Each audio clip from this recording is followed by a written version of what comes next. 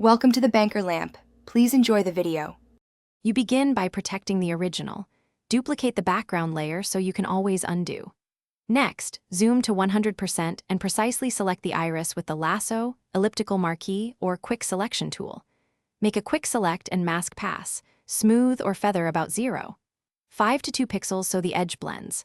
Once done, output the refined selection to a layer mask or new layer so the color change affects only the iris and nothing else.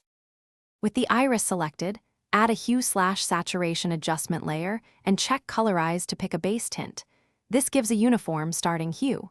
Clip the adjustment to the iris layer so only the eye changes. Move hue to the target color, then raise or lower saturation for intensity and adjust lightness to maintain natural brightness. Make sure to experiment with blending modes. Color preserves luminance. Soft light can add richness and reduce opacity until the effect looks believable. Now refine the result.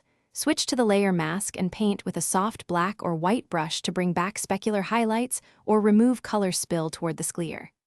Add a curves or levels layer clip to the iris for contrast and apply a subtle high-pass sharpen on a duplicated iris layer for crisp detail. When satisfied, group and save a PSD, then export. If things go wrong, refine the mask edges, reduce saturation, or try a different blend mode to correct. Thanks for watching. If this was helpful, leave a like and consider subscribing. See you next time.